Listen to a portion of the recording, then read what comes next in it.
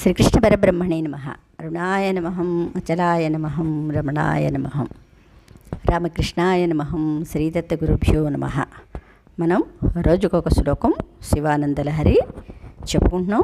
ఈరోజు 28వ శ్లోకం. సారూప్యం తవ పూజనే శివమహాదేవేతి సంకీర్తనే సామీప్యం శివభక్తిధుర్యజనతా సాంగత్య సంభాషణే సాలోక్యం చ చరాచరాత్మక తనుధ్యానే భవానీపతే సాయుజ్యం మమ సిద్ధమత్ర భవతి స్వామిన్ కృతార్థోస్మ్యహం. సారూప్యం తవ పూజనే శివమహాదేవేతి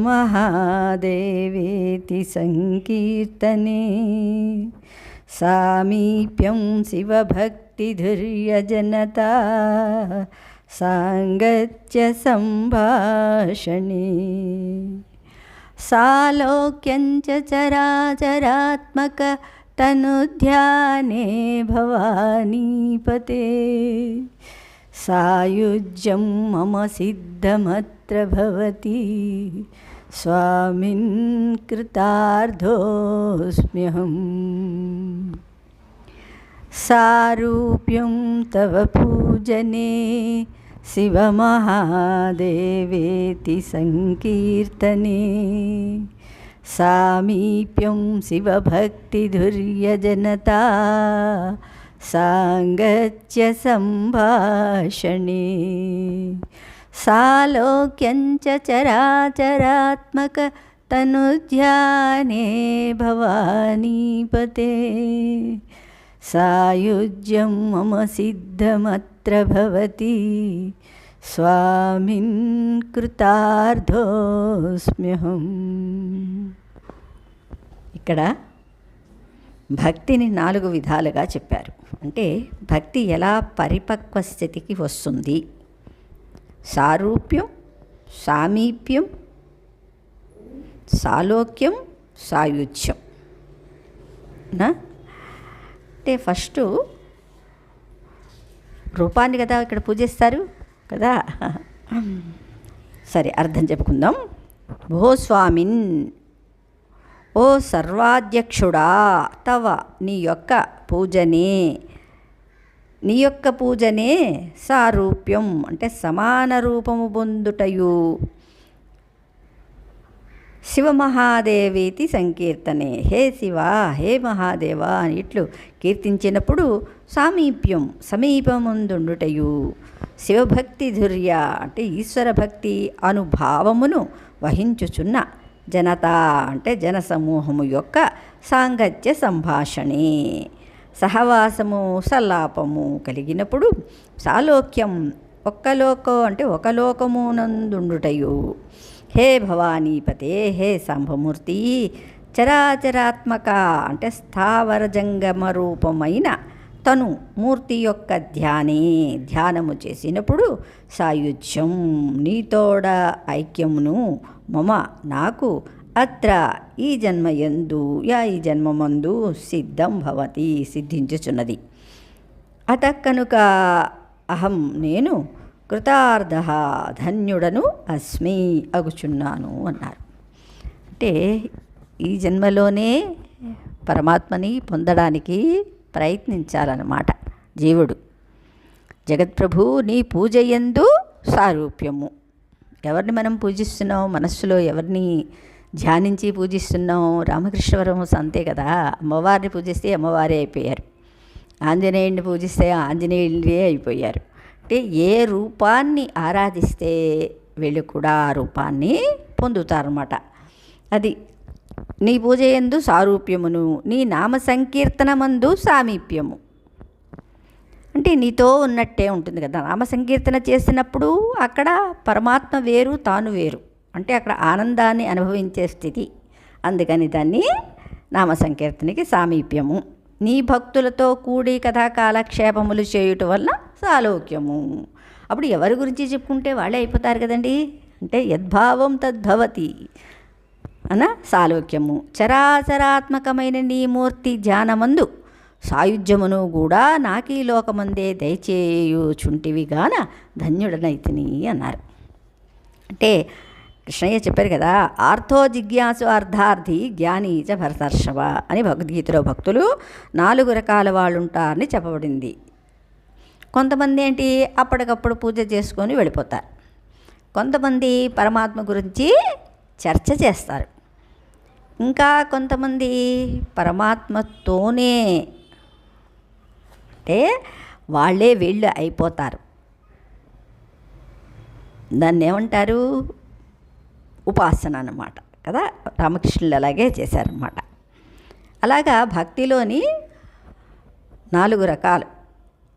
ఆర్తులు ఏదో కొంతసేపు పరమాత్మ దగ్గర పూజ చేస్తారు. జిజ్ఞాసు ఏంటి? అసలు ఈ పరమాత్మ అనేవాడు ఉన్నాడా లేడా కదా, తెలుసుకోవాలి అతను ఎక్కడుంటాడు. అలా తెలుసుకునే ప్రయత్నంలోని ఎంతోమందిని మహానుభావుల్ని కలుస్తాడు. అర్ధార్థి కొంత ఏదో ఒక ఆశతోటి పరమాత్మ దగ్గరికి వెళతారు. కోరికలు ఇచ్చేవాడు కదా పరమాత్మ, అవునా? అన్నీ ఆయన దగ్గరే ఉన్నాయి కాబట్టి ఆయన దగ్గరికి వెళ్తారు. జ్ఞాని ఎవరు అంటే పరమాత్మ ఎవరో తెలుసుకున్నవాడు కదా. అలాగే ఇక్కడ భక్తిలో కూడా 4 చెప్పారన్నమాట. సామీప్యం, సాన్నిధ్యం, సారూప్యం, సాయుధ్యం కదా. ఒక ప్రదేశంలో ఉండి కూడా వేరు ఆలోచనలతో ఉండేవారు ఒకే లోకంలో ఉన్నట్లు కాదు కదా. విద్యాలయపు తరగతి గదిలో విద్యార్థులందరూ అధ్యాపకుడు రాకక పూర్వం వేరు ఆలోచనలతో వేరు గుంపులుగా ఒకే గదిలోనే ఉండవచ్చు కదా. అంటే పంతులు రాకముందు అందరు భక్తులు ఏం చేస్తారు? ఇక్కడ మనం గుళ్ళోకి వెళ్ళి చూస్తే అర్థమవుతుంది. ఎవరు కూడా పరమాత్మ వైపు చూడరు. మీరు ఎక్కడి నుంచి వచ్చారండి, వాళ్ళు ఎక్కడి నుంచి వచ్చారండి, ఎందుకు వచ్చారండి, మీరేం చేస్తారండి, ఇవే కబుర్లు అనమాట. ఎప్పుడైతే పూజారి వచ్చేసారో అప్పుడు అందరూ కూడా అందరికీ ఒకే మనస్సు ఉంటుంది అక్కడ. ఇంకా పరమాత్మని చూడాలి, అవునా, అర్చన చేయాలి, ఇది చేయాలి, అది చేయాలి అని ఒకే గదిలో ఉండవచ్చు. కానీ ఎవరి లోకం వారిదే, ఒకే లోకంలో ఉన్నట్లు కాదక్కడనమాట. అధ్యాపకుడు వచ్చి పాఠం మొదలుపెట్టగానే అందరూ మంచి విద్యార్థులే ఈ పాఠంలోనే నిమగ్నమైతే అప్పుడు వారంతా ఒకే లోకంలో ఉన్నట్లు. లేక ఈ స్థితిని సాలోక్యం అంటారు. భగవద్విషయంలో కూడా అందరూ కలిసి సంకీర్తన చేస్తున్నప్పుడు, భగవద్విషయాలను మనపూర్వకంగా వింటున్నప్పుడు, భగవంతుని లీలలు చూస్తున్నప్పుడు కూడా ఈ సాలోక్య స్థితి పొందవచ్చు. అంటే మనము మన చుట్టూ ఉండే వాతావరణ వ్యక్తులు అందరూ ఒకే విధమైన ధ్యేయాన్ని, లక్ష్యాన్ని కలిగి ఉన్నప్పుడు ఈ సాలోక్యం ఇహలోకంలోనే పొందవచ్చు. తాను ఇహలోకంలోనే ఎప్పుడు అలాంటి స్థితిని పొందిన వాణ్ణని శంకరులు ఇక్కడ చెప్పారన్నమాట. అంటే భౌతికంగా భగవంతునికి దగ్గరగా లేకపోయినా సాలోక్య స్థితిని పొందవచ్చు. ఎలాగా? ఇక్కడ కృష్ణయ్య చెప్తారు. మచ్చిత్త మద్గత ప్రాణ బోధయంతం పరస్పరం కథయంతస్య మాం నిత్యం తుష్యంతి చ రమంతి చ అంటారు. నాలాంటి వాళ్ళు అనమాట. పరమాత్మ దగ్గరే ఎప్పుడూ కూర్చోక్కర్లేదు. ఎప్పుడు భగవద్గీతని వల్లే వేసుకుంటూ, భాగవతాన్ని వల్లే వేసుకుంటూ, ఆయనతోటే సంభాషిస్తూ, భగవద్గీతని చెబితే ఆయనతో సంభాషిస్తున్నట్టే ఉంటుంది కదా. భాగవతం చదువుతుంటే ఆయనతోనే ఆయన లీలల్ని, ఆయన యొక్క చర్యల్ని, గోపికల విరహాన్ని, వాళ్ళ యొక్క భక్తిని ఇలాగా తలుచుకుంటూ ఉంటే ఇక్కడ ఏమవుతుంది? సాలోక్యం అనమాట. సాలోక్య సిద్ధిని పొందవచ్చు. కానీ భగవంతుని సాన్నిధ్యంలో ఉన్నప్పుడు మాత్రమే సామీప్య సిద్ధి చేకూరుతుంది. ఇక్కడ సామీప్యం, దగ్గరగా ఉన్నాం. ఇన్నేమిటిది? ఉపాసన కదా అది. అయితే సామీప్యం అంటే భౌతికంగా దగ్గరగా ఉండాల్సిన అవసరం లేదు, మానసికంగా దగ్గరగా ఉంటే చాలు. అది కూడా సామీప్యముక్తే అవుతుంది. సాలోక్యంలోనే సామీప్యం కూడా సిద్ధిస్తుందన్నమాట. భగవంతుని రూపంతో సమానమైన రూపాన్ని పొందటం ద్వారా వచ్చే ముక్తిని సారూప్యం అంటే వైకుంఠంలో జయ విజయులు అనమాట. జయ విజయులు కూడా సాక్షాత్తు విష్ణుమూర్తుల్లాగే ఉంటారు. మనలోని చిత్తానికి ఒక రూపాన్ని ఆపాదిస్తే చిత్తం ఆ రూపం అయిపోతుంది కదా, అవునా? చిత్తం దగ్గరికి దేన్ని తీసుకెళ్తే ఆ రూపాన్ని అది ఆక్రమించుకుంటుంది, అంటే అదే రూపం అయిపోతుంది కదా. మన మనస్సులోని ఒక కమలాన్ని ఊహించుకోండి, చిత్తం కమలం అయిపోయింది. లేదు, ఒక భ్రమరాన్ని ఊహించుకోండి, చిత్తంలో పద్మం చుట్టూ భ్రమరంలా తిరుగుతుంది ఊహించుకోండి, వచ్చేసింది కదా చిత్రం. అంటే మనస్సు ఎంత విచిత్రమైనది అంటే ఏది తలుచుకుంటే అది అయిపోతుంది. అది అక్కడ విడిగా మనస్సు అనేది, మనస్సుకి స్వరూపం లేదు.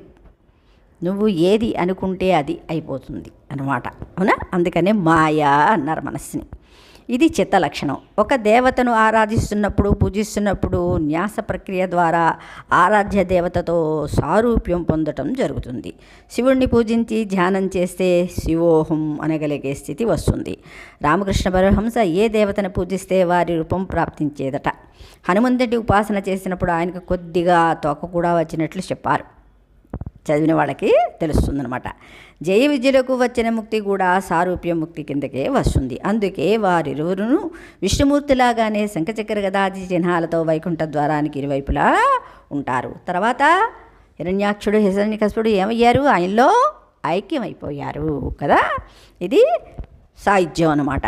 చరాచరాత్మకమైన విశ్వం యావత్తును పరమాత్మ దేహంగా ధ్యానించినప్పుడు తనతో పాటు తోటి జీవకోటి స్థావరాలు అన్నీ కూడా ఆ పరమాత్మని భాగాలే అనే అనుభూతి కలుగుతుంది. అంటే ఇది సర్వం కల్విదం బ్రహ్మ.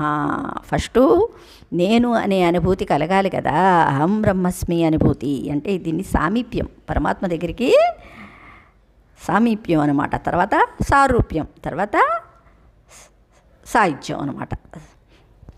అప్పుడు మనలోని మన కన్నులాగా, మనలోని ముక్కులాగా పరమాత్మలో మనం ఒక భాగమై లీనమైపోతాము. ఈ స్థితిలో కలిగే ముక్తి సాయుధ్య ముక్తి అవుతుంది. పైన తెలిపిన విధంగా ఇహలోకంలో ఉండే 4 రకాల ముక్తులను పొందవచ్చునని తాను అలా పొంది ధన్యుడనైనా అని శంకరలి శ్లోకంలో విశదపరిచారు. శ్రీకృష్ణ పరబ్రహ్మణే నమః.